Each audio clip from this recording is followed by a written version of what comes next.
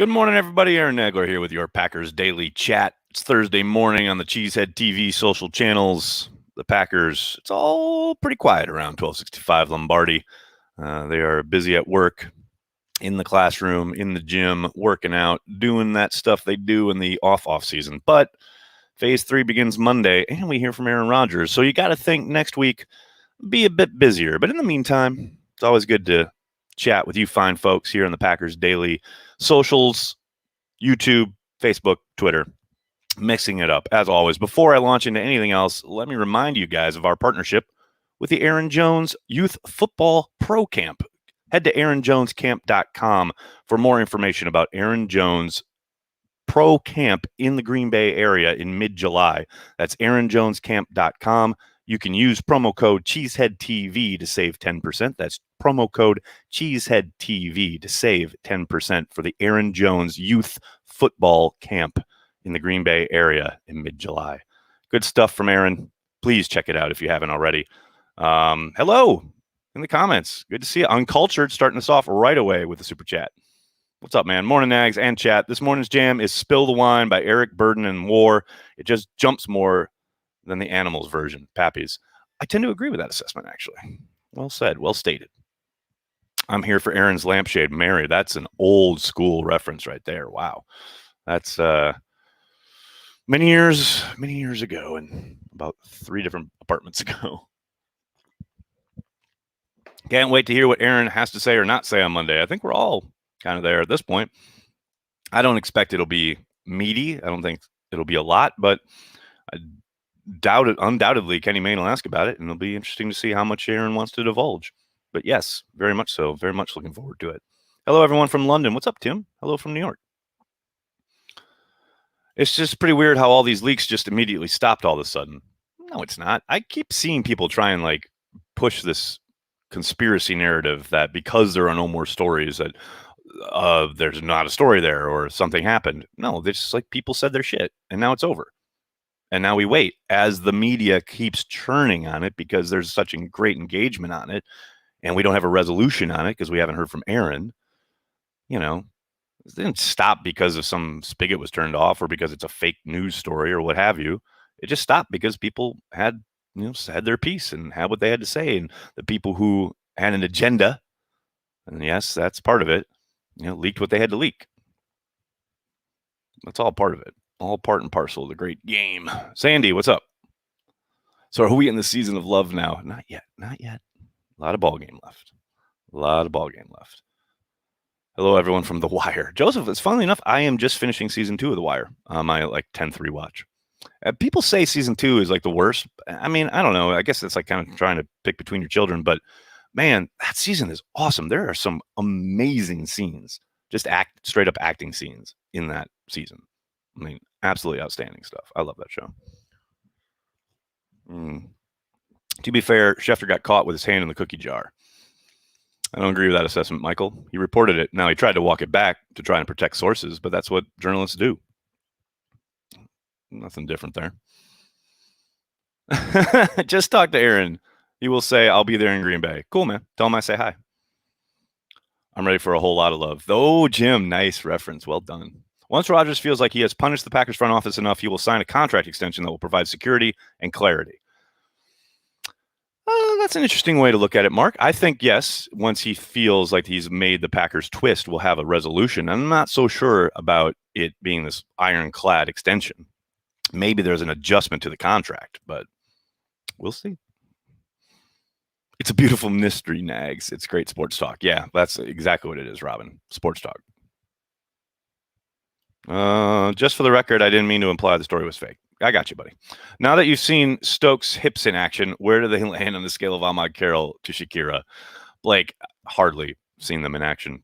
What he does on a college football field doesn't mean a whole lot to me. I'll wait and watch him live and see how he looks. It's National Egg Month. How do you like your eggs? Man, we are 5 minutes into this, and we're already on National Egg Month. You can tell it's the bowels of the off season. Scrambled, please. There's only one place here in New York. It's this diner right down the road that I trust the guy to do them over easy. Philip, thanks for the super chat. Morning, buddy. Go Pack Go. Thanks, Philip. Very nice of you. Thanks for the support.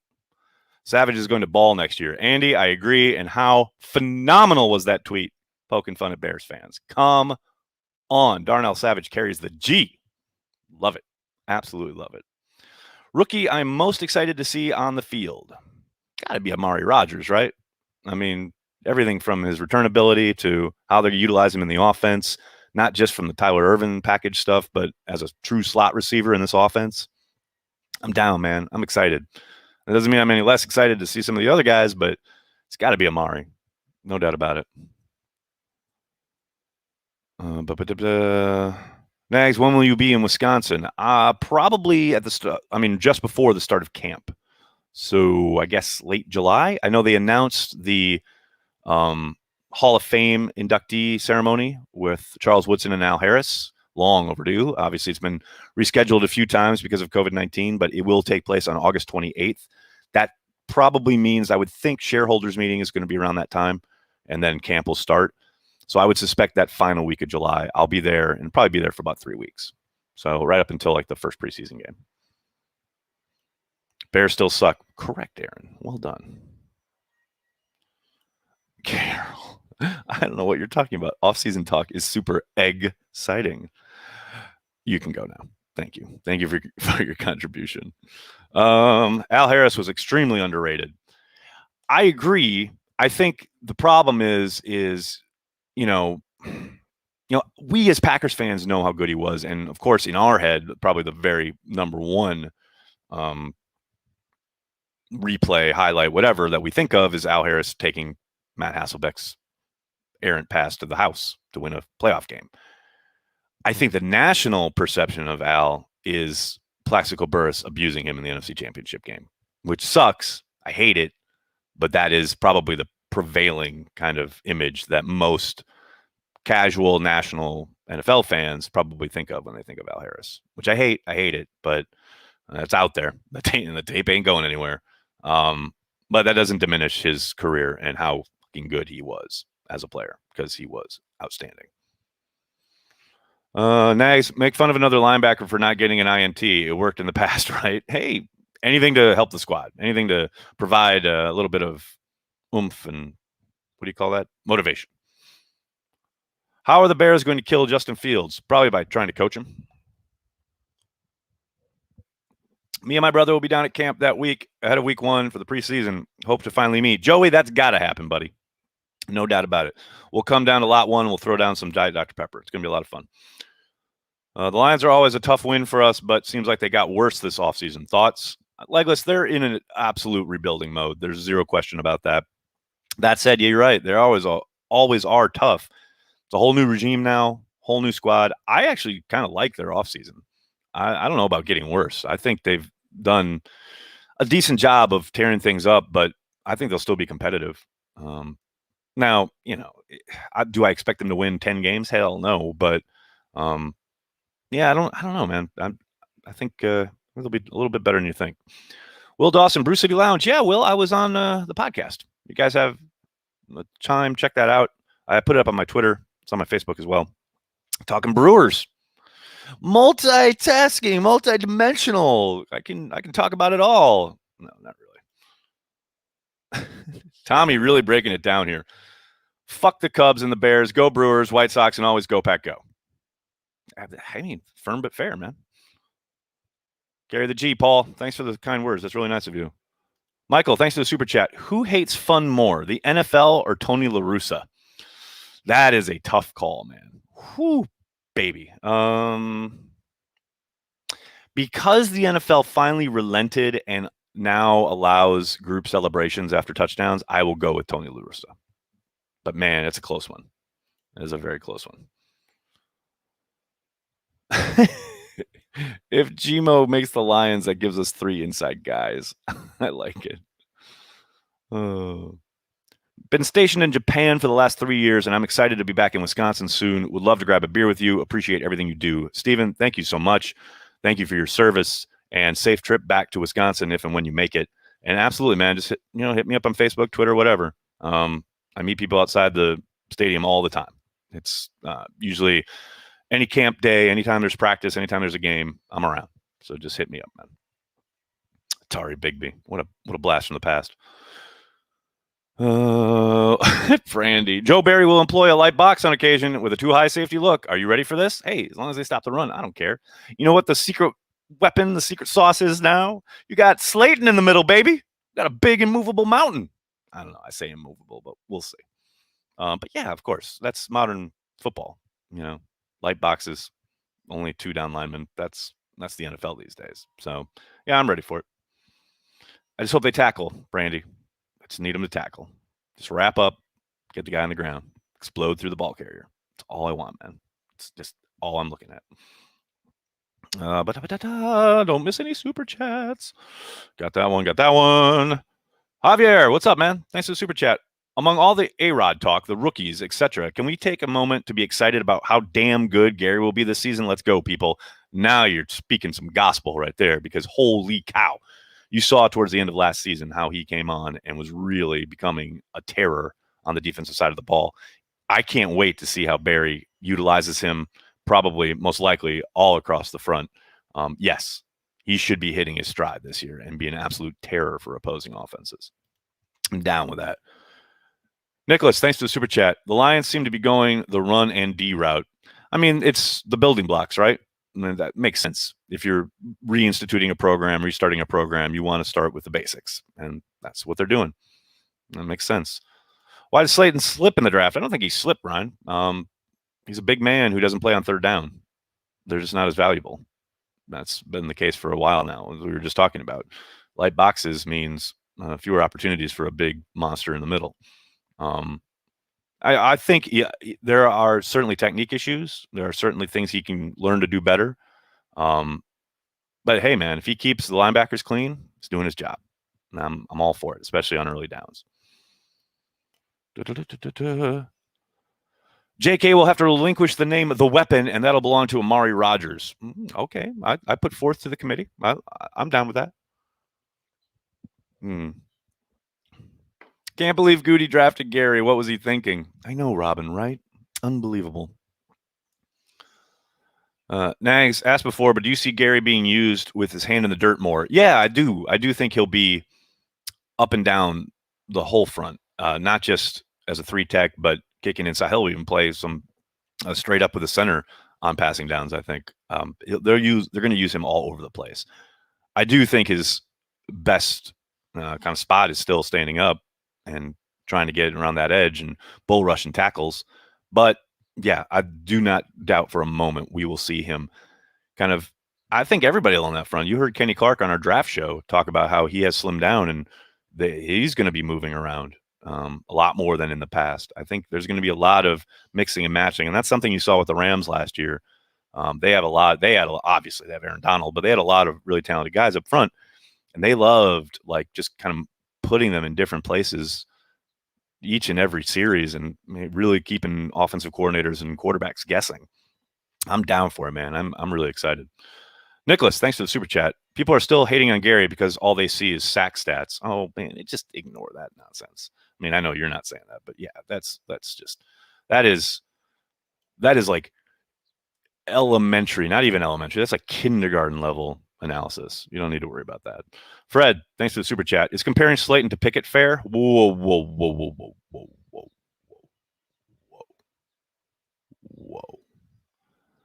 Let's pump the brakes on any Pickett comparisons. This is big grease you're talking about, the engine for a defense that helped win a Super Bowl. I just hope Slaton can withstand a double team. All right, that long way to go. Let's just calm down, kids. I'm hopeful. I'm rooting for the kid. But big grease, that's a legend you're talking about right there.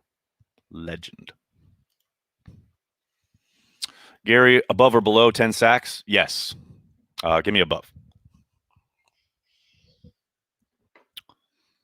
All we need is an inside backer. Do you feel it was somewhat addressed? Obviously, it hasn't been. And Brian has said, he point blank said before the draft, it was something they were going to continue to look at. I would suspect some kind of move gets made there. But don't forget, the Rams had the number 1 defense in the league last year with not a lot of great talent at the inside backer spot. Obviously it helps to have talent at all levels and in all positions, but there's a place the Packers can get by without it. That's the one. William, thanks for the super chat. We actually have a lot of good wide receiver depth for competition this year. I'm excited. I agree, man. It's going to be fun to watch play out. Guys going to be fighting for spots, no doubt about it, between Funchess and EQ. You got the young kid and Amari Rodgers, who you think has got to get on the field at some point. So, he's going to be taking snaps. Obviously, Devontae is there. You got Lazard heading into the last year of his deal. I mean, there's going to be a lot of fun competition to watch once camp starts. Totally agree. What else we got? I don't understand why getting sacks now isn't cool. The number of people are ruining sports. Pressures are awesome and needed, but mean nothing if you can't finish the play. Totally disagree. A pressure is everything if you cause the guy to throw an interception, which Gary literally did in the Tennessee game. Doesn't go down as a sack, but it affected the game a hell of a lot. An interception means a hell of a lot more than just a sack. Pressures are everything, man. Affecting the pocket, affecting the quarterback. That's the name of the game. Man, listen to Mike Smith. Just stop everything you've ever heard, and you've kind of been inundated with this nonsense about sacks your whole life. Forget all that. Pressures are everything, man. Pressuring the quarterback, affecting the pocket. That's the name of the game. Michael Strahan broke a sack record because Brett Favre laid down. It's just a number on a piece of paper. That's all it means. It's all it is. It's great. Yes, you got him on the ground. Wonderful. Do you pressure a guy, throw him off kilter, create a turnover? 10 times more valuable. This is the truth. Andrew, thanks for the super chat. Potentially, is there only one wide receiver spot to be had? I don't know. I think there's a lot more than that. I think who knows, right? There's no guarantee that Funchess, EQ, hell, I'd say, with outside of, Devontae, Amari, because he's a rookie. Obviously MVS is probably a lock, but man, anybody could be got in this wide receiver group. That's why it's going to be so fun to watch the competition. You got to come and bring it correct each and every day. And don't forget special teams plays into this. And that's why Amari is so valuable, because he's going to be the returner. But is Funchess playing special teams? Is EQ? I mean, if you can't, and if you aren't, that's going to put you in a pretty precarious spot on the roster. Oh, we'll see. We shall see.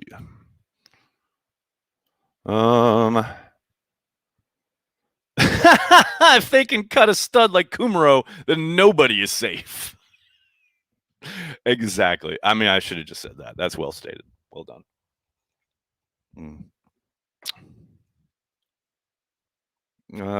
Reggie Begleton. Hey, man. I'm in. Let's give him a shine. What else we got? Favre didn't want to play until it suited him either, but the Pack still played him because he was a generational talent. And people say Rodgers is better than Favre, so why bench him just because of a dispute? Favre was that way for like 5 years before the draft. No one's benching Aaron. Aaron's saying, reportedly, that he doesn't want to play. That's a big difference. Once Aaron says, hey, I'm back, he's the starter. No one's benching him. Dashaan Perry, thanks for the super chat. How much is Rodgers to blame for 4 NFC Championship game losses? Holy cow, is that a video in and of itself? How much to blame? Not a lot. I talked about this a week, 2 weeks ago. Somebody had brought up something with Tom Silverstein had said regarding Aaron Rodgers getting to NFC Championship games. He hasn't been at his best in those games, many of them, which is, obviously disconcerting. But, I think for a lot of them, he played well enough to win. So it's hard for me to put the losses squarely on his shoulders. Now, that said, at some point, you keep getting to the championship game, and you keep losing. You've done it now with Mike, and you've done it twice with Matt. At some point, the common denominator, the one thing that hasn't changed, is the quarterback. Different defensive coordinators, different head coaches, different systems, different schemes, different surround cast. The one thing that's the same So I don't know. But no, but the problem is there's not a single game where I would sit there and go, oh, yeah, Aaron cost him that game. Not once. More often than not, his team has been usually outmanned on defense. It's been that simple. Although you go back to 2014 and that defense balled out. But it's little things like, but then you look at the Seattle game, right? Everyone talks about the onside kick for obvious reasons. But, if Bostic does his job, they're in the Super Bowl. But even if you go back before that and you talk about Morgan Burnett and you talk about HaHa Clinton Dix and the 2-point conversion and all of that stuff, but no one ever remembers if Jordy Nelson just doesn't slip coming out of his break down in the red zone, that's a touchdown instead of a field goal. That's the ball game. It's little things like that. So it's hard for me to sit here and say, well, that's, Aaron's fault on any one of those, because there are so many woulda, coulda, shouldas, what ifs, etc. in every single football game. So, yeah, it's hard for me to put any of those losses squarely on Aaron. Oh, DatKrispyBoi, what a question. Antonio Freeman or Jordy Nelson? Got to go with Freeman. Come on. I mean, they both had great performances in the Super Bowl, but I got to go with Freeman. It's my boy. See, here it comes. Maybe defense is giving up 30-plus consistently doesn't help. The defense didn't in 2014. Absolutely balled out. Took the ball away, 5 times? Rodgers threw an interception. 2 of them, actually. One of them he thought he had a guy offsides. But, it's never that simple. It's never a blanket thing. That's the problem. Fred, thanks for the super chat. But has A-Rod ever had an outstanding game, though?